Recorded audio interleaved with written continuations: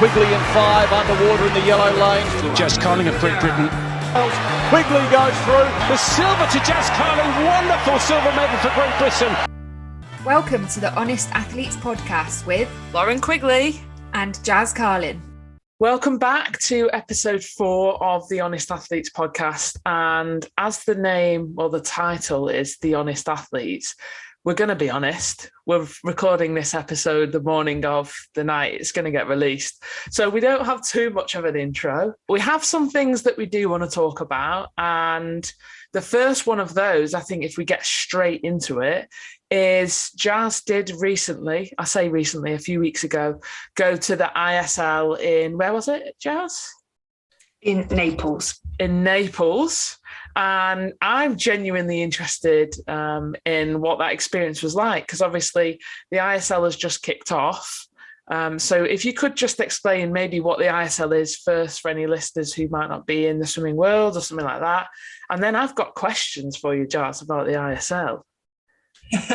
I think it's called the ISL, so that's the International Swimming League, and I think this is the third year now that it's been going on, and each year it seems to build a bit more momentum and interest from everyone.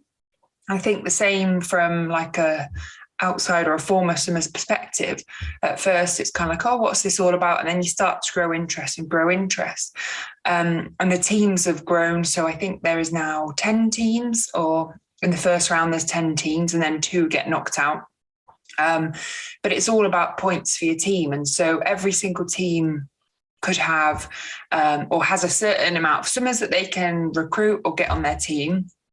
And that could be from any nation. So even though one of the teams is called London Raw, you'd think, oh, they'd have a lot of GB swimmers because they're called the London Raw, but they don't. They have a mix of Australians, Americans, a lot of different nations, and you come together to score points for your team. And so a lot of the events are obviously you're competing against 3 other teams. You have 2 lanes for your team and you're fighting for points. So I guess taken away from times, and I know people do want to swim fast, they do want to swim well, but a lot of it is how can we get the most points and all the tactics that goes involved. And I always remember when I was younger doing things, we used to call it Summer League, where we used to race against local clubs. So you used to have any of that, Lauren? Yeah, we had all that, those kind of little club galas into towns and stuff like that, we would call them, but yeah. Yeah, we had Summer League, Winter League, we had Southern Junior League. So, and I can only kind of compare, I guess, my experiences from those kind of competitions, that is that just on a bigger scale and with the world's best swimmers, which is actually really exciting because I've got so many amazing memories from some of those races that I used to do for my old swimming club, Swindon Tiger Sharks, and the relays, the competitions, the singing on the bus, the team coming together, the excitement. Did you ever do inter-counties, Jazz? Yeah, I did that, and we did okay. We weren't the best. I know your county was the best. Yeah. Yeah. I did inter-counties, and again, that's very similar, but because my county was quite small and we didn't necessarily have the strongest, so we were normally kind of on the border of they had the 2 leagues, didn't they? The B. Yeah, so they'd split the pool at Ponds Ford, Sheffield, and it was great fun, and everyone was kind of covered in paint, and they said you're not allowed to swim if you've got paint on. Well, every single team, all the teams had paint on, so there'd be no one swimming. What I always found funny about that competition was one end would have a technical difficulty. So it was supposed to run in sync, but there was always one side of the pool way behind the other. But it was good fun. But obviously, from your perspective, maybe being in the other side of the pool, I don't know what that was like. But it was good fun, right?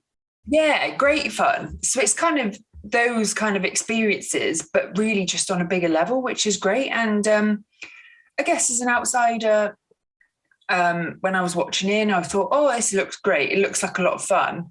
But then to go there with Energy Standard, one of the teams, and to be working with some of the best swimmers in the world, and to watch them race, to watch all the preparation, to work with new coaches, to work with all the different athletes around the world and some of the best swimmers, and actually see how it runs. It's actually so exciting and a great experience and a great atmosphere.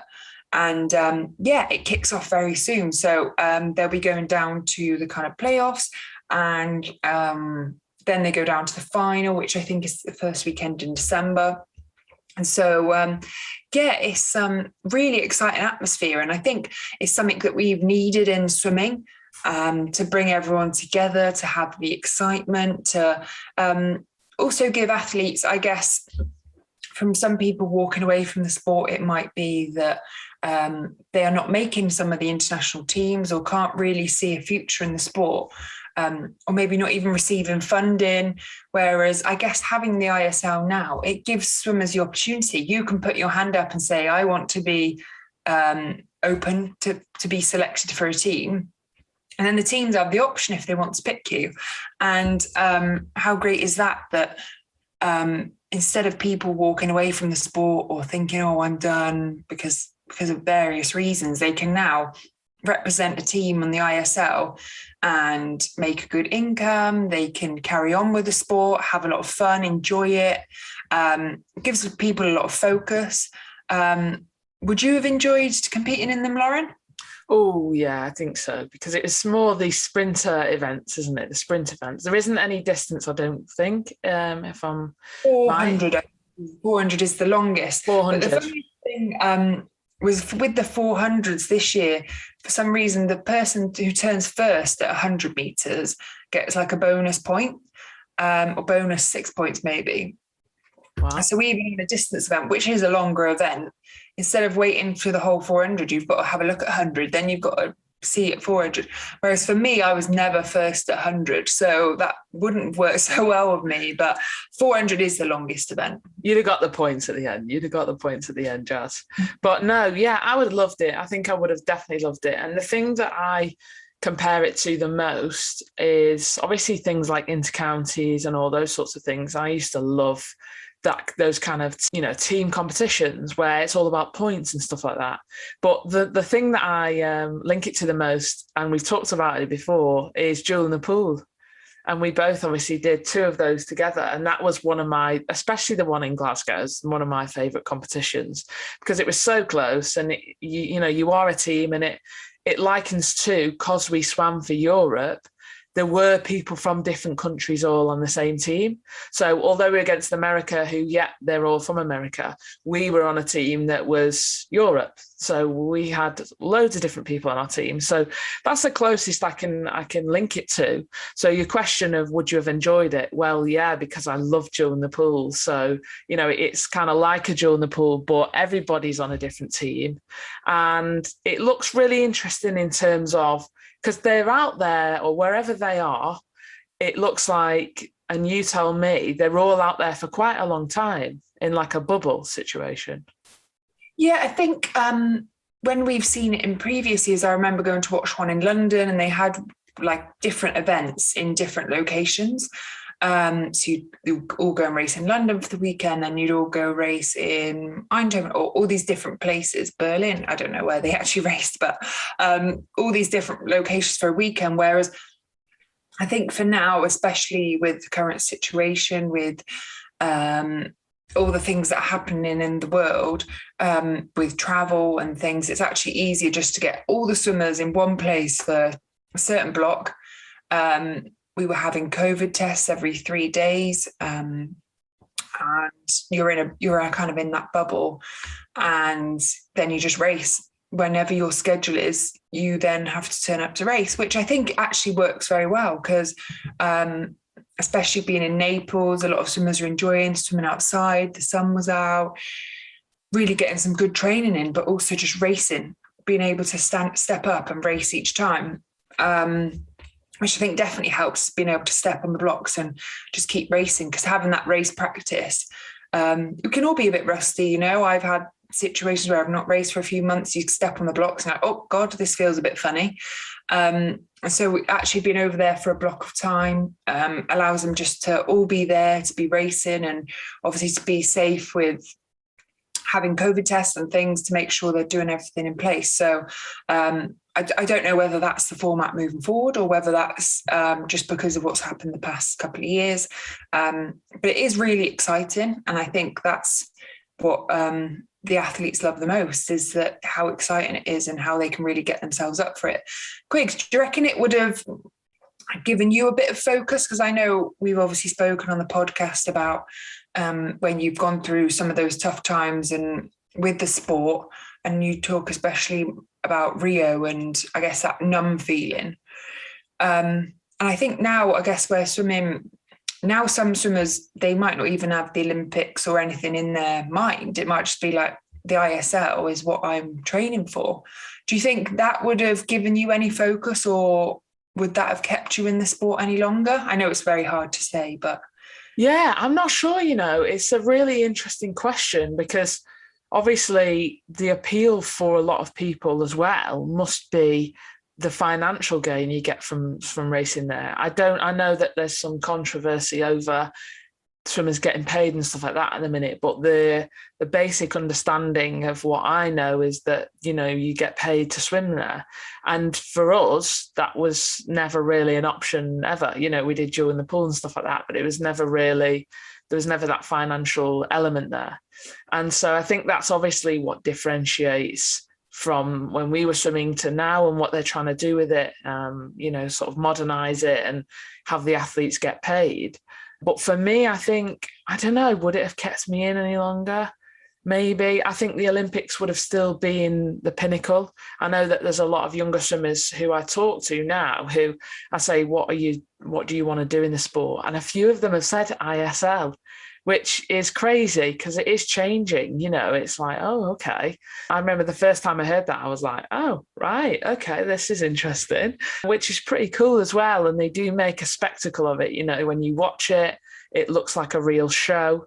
So I don't know. I was going to say to you, though, the idea of, because obviously because of COVID, they have to stay in one spot, and you've just said they're there for weeks. I was going to ask about the mental health or the mental side of that. Being in one place with the same people in the same bubble, racing the same events, is that a hard thing? Is it an easy thing? You can see from social media, different swimmers reacting in different ways. Obviously, some of them are loving it. And, we've talked about having friends all over the world because of sport, and it's an amazing thing. And it's great that all these people are interacting, but being in one place for so long, just doing the same thing, and like you say, in a bubble and not wanting to get COVID, that must be pretty difficult. I mean, how do you think you would find that? Yeah, it's a funny one. I think swimmers, obviously, we're used to the same environment, training the same way with the same coaches. And then in the ISL, some people do have their coaches there. Other people work with group coaches that are available. And I think from my experience with Energy Standards, every single thing is thought out about how can we make these swimmers happy and how can we make these swimmers swim fast. And I think that goes down to all of the thoughts and, giving them the weekend, saying you can go to a Capri, an island off Naples, you can go, coming up with ideas to keep them engaged. And also part of my role was being able to support the athletes. How can we support them the most, and how can we get the most out of them, and how can we obviously keep them happy and engaged for that amount of time? And I think that can be tough. I remember training camps, I've gone away, Sierra Nevada at altitude training for 3 weeks, and it can be some of the toughest 3 weeks mentally because you're stuck up a hill. I mean, Sierra Nevada is all in one building as well, isn't it? You swim, you sleep, you eat, you hang out. It's all in one place. You cannot, you can leave, but you can very easily not leave. It is all in one place, and as well as training and life being a bit tougher because you've got less oxygen, it is just a bit tough, a bit mentally challenging. Not many things going on up there, especially if you go when it's a bit warmer and not ski season. So I can kind of relate, but I think I do think they are all very much thought of as how can we support these athletes as much as we can. Some people need time on their own. Do some people need to go away for the weekend? And I also know from some of the athletes, if they had to fly home for certain things or events or family occasions, they just had to do COVID tests before they went home, before they came back. And so they could kind of have that where they didn't feel like they were completely zoned away from life if they had something really important that they wanted to go to, which I think is great. And I think it's also giving the athletes, they can self-manage themselves, and they can, if they want to go in the sprint group for one session, if they want to go in the middle distance group, they get the opportunity to have control of their program, of what's going to help them swim fast. And I think that's as much as what I try and encourage with the athletes I work with, is being able to get to know yourself and what works best for you. What do you actually like doing? What do you enjoy doing? What do you think helps you swim fast? And what do you enjoy doing? Because a lot of the time I can remember going through sport, and as we've said on some of the podcasts before, it's like people ask you questions like, what do you do away from the pool? Or what do you like away? And it's sometimes quite difficult to actually get to know yourself. But one thing I really like about the ISL is giving the athletes like the option. You decide which training session you do, when you need to see the physio, when you need to do gym. There's all these options available, how many sessions you want to do this week. So you're actually in control of your program, and when you train, how hard you train, what you're actually doing. It just gives you a bit of ownership. And I think that's one thing that I'd always encourage swimmers is talk to your coach, have a bit of ownership, get to know what sessions do you enjoy doing, what sessions do you like doing, because that's what obviously they're doing at the top level, is actually getting to know themselves. And by having that ownership, I think it definitely takes it away from just being forced to do certain sessions for weeks on end. They're actually having that control of what am I going to do to make me happy and help me swim fast as well. Yeah, definitely. And I think we both kind of push the same agenda when it comes to that. So the guys at the top, they've learned about themselves. They know what they like, what they don't like, what works for them and what doesn't. But they're really obviously mature in the way that they go through that process. And, they realise that, like we had to, that sometimes even if you don't like doing something, you kind of have to. But then obviously sometimes if you don't like doing something and it's going to be detrimental, then don't do it. And so we always try and push the agenda of becoming that mature athlete as soon as possible and really learning about yourself. And when you do have these learning curves or whatever that is, this last weekend has been regionals. A lot of swimmers have been in and all of my athletes really have acted in such a mature way outside of their races, which was great to see. And it's just about pushing that, because the sooner you get to that point, the more you take control of your career. Because in swimming, you're very reliant on your coach. And I think we both have seen that in our career and seen that in other people. And it's actually, should be more of a partnership. We've said coaches can't read your mind. They don't know how tired you are. They don't know that your elbow hurts. They don't know that your ankle hurts. You've got to be able to communicate and take things on yourself as well.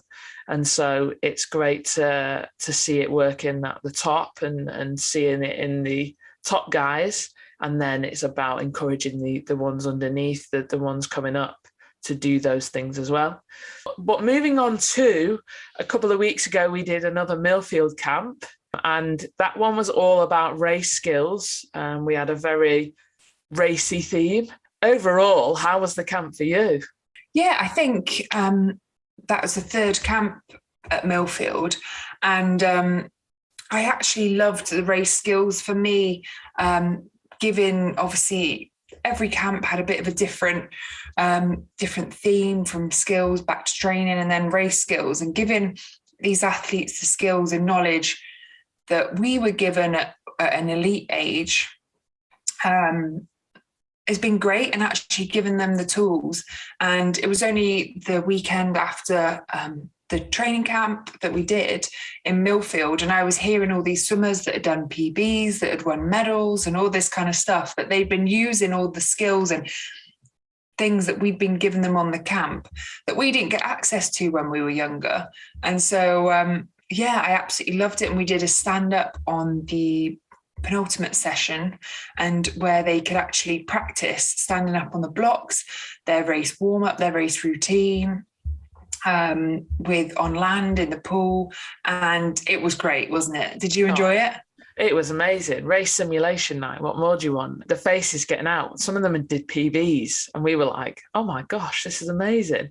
But it was so nice to see them having a real structured land warm up, knowing what they needed to do in the pool, figuring out, what time am I racing? Right, okay, well, I need to start that at that time. And like you've said, all these things that we were doing when we were a bit older, these lot are doing really young, that our youngest is, how old? How old was our youngest on that camp? 9. There's a 9-year-old doing a structured land warm-up better than I would have done. So it's just really nice to see. And before every single camp we do, we look at the theme and, we chat, don't we? We chat about, okay, what would we have benefited from that at that age, and learning early on to then take through our own career. And so we always try and implement that into the camps, and with fun as well. The team again were amazing, coaching staff unbelievable, and just a great atmosphere to be in, where we just want them to learn, work hard, and just enjoy themselves. It's an important level, really.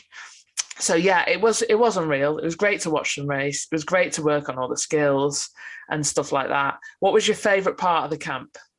I think it probably was the race simulation, purely because it was so great to just see them practice all the things that we've given them in the week, and to see them actually learning about what do I do before I swim? What do I do before I race on land, in the pool? How do I prepare for a race? And then the smiles that you see after, that they'd actually executed things very well. And I think that was one thing that we really stressed, was try and learn from every single opportunity. And if you could have done something different in the warm-up, or what could you have done different on land, and seeing the athletes and swimmers just grow in confidence and happy, smiling, that to me is what it's all about. If you can go away from a camp in having enjoyed it, having had a great experience, but also come away with lots of different learning experiences too, that they can use. And every camp is I'm so passionate about being able to have a great time, have a positive experience with swimming, really enjoy it, make it as fun as possible, but also give you all the tools that you can help and can use in your training back home. So it's actually great to see all the familiar faces that we've had on other camps that have come back, and actually seeing how much they've improved and got better since we've started doing the camps, because they've all come on massively. And it was just absolutely great to watch. What was your favourite part? Oh, apart from the food, because the Millfield food is just amazing. We go every time, we're like, oh, what have we got today? Oh, I think I love the race simulation. I really do love just watching them stand up and go for their main events, and just put their routines into place, and just see how they react to different things, really. And then also when they get out, some of them are a bit disappointed because they can see others getting PBs, but actually, they get out and they go, oh, it wasn't very good. And then it's about turning that mindset around. And I know that we all the coaches made sure that once they got out of the pool, if they were disappointed, to how can we flip this now? And we did every time, and they walked away really chuffed with themselves, because it isn't just about the outcome. And we stressed that so many times. It's about how they raced it. It's about what did they do well. It's about what can they improve, because if they got out and did everything perfectly, then we'd be stood here going, okay, where do we go from here? Whereas actually, what could you improve next time? Oh, okay, do that, and that. Amazing. Next time you're going to fly. You're going to go so much quicker. So it was about flipping the mindset and stuff like that. Again, I think seeing the familiar faces and getting to know new swimmers as well is always an absolute pleasure. But I really enjoyed the talks because, and I'm sure I put on a post recently that when we've talked about it, when we were swimming ourselves and at that age, I'm speaking for myself, I would either get a drugs talk, how a drugs talk works, how a drugs test talk works, not a drugs talk, a drugs testing talk, and also a nutrition talk, which was never very good. So the fact that we place such an importance on, okay, I did a talk on race day emotions, nerves, all that kind of stuff. How do we deal with it? You did a talk on pre-race routines. And again, that's something that I never really went through until quite late on in my career, which probably would have helped me. So that stuff's interesting to see what your race routine was and how you dealt with things. And then also we had a talk from Rebecca Guy, nutrition again, and around race specifics, which again, I look around and everybody, coaches, swimmers, everyone is so engaged in this talk because it's, we know the importance of being educated, and we're getting educated as well as the swimmers, which is fantastic. So I think as a team, I'm really proud of the way we have built, everyone on the team has built this ethos of just learning, enjoying, and making the most, taking away the most that we possibly can from all the camps. So it's really hard to pick one moment because I honestly love all of it. So yeah, it's just a great experience for me as well as the swimmers. So yeah, no, I really enjoy it. And I just love hearing you talk and the sessions you take and the talks that you do. It's just, it's great for me to just sit and watch and be like, wow, this is awesome. This is awesome. But just talking of nerves quickly, do you have a kind of a race or a competition that stands out for you that you were the most nervous for? Most nervous, I think. Or looking back, alternatively, how did you deal with nerves? Yeah, as well? I think it probably before the Rio Olympic trials, I was the most nervous. I've kind of touched on it before, but it was one of the most stressful weeks of my life and the most nervous I've been before racing, because racing when you're not in the best form, you're not feeling great, your races haven't been going well, and trying to get a place on the Olympic team, I was the most nervous then. And I felt so much stress and weight on my shoulders. And I think it's only when you actually think how much pressure and stress, if you take that off, it feels like a weight's been lifted, because the following week I was flying and training, felt great. But all that kind of emotion that you get around race day, but obviously you speak about it a lot on the camps about nerves, and we should see nerves as a great thing. And it's positive. At the time, sometimes it can be quite hard. But I think for me, I was more nervous because I knew I wasn't in my best shape. I wasn't in my best form. And so I think that added to my nerves. But there are so many different things to help nerves. For me, it's about kind of breathing, making sure I can control my thoughts around the things that make me feel confident, how training's been going, how I'm ready to race, and all the things that I would like to do, the process goals of the race. So focusing on the things I can control instead of the things that I'm like, what if this doesn't happen? What if this person does this? What if I don't do this? Instead of thinking of those what ifs, think about what can I do? What can I control? And just, the breathing I find is really powerful. But try and flip it and see nerves as like, nerves means I'm ready to race. Nerves makes me feel it's actually a great feeling. I do kind of miss that feeling, to be honest, before racing. I actually really miss that now, because I don't really ever get it in any situation really, other than racing, which is I do miss. What about you, Quiggs? How did you deal with nerves?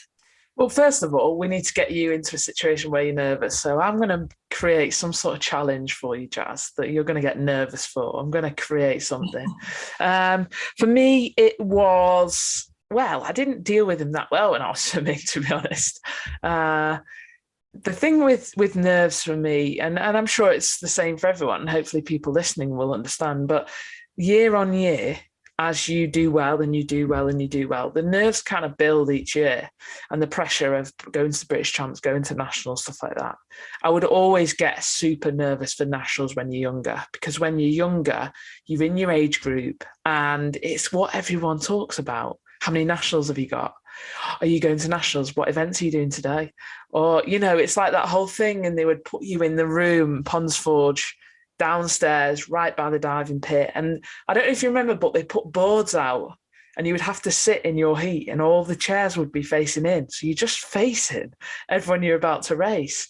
And it just seemed like such a stressful situation of like, okay, these are all my rivals and, I've done really well each year and everyone kind of expects. And for me, it kind of manifested from a fear of failure, a fear of, not being good enough, a fear of not hitting the expectations of people. And so it was always more stemmed from that rather than my own nerves. So people would expect me to say the 2016 Olympic trials was the most nervous. But for me there, like we've said, I was just numb. So I didn't really care too much at that point.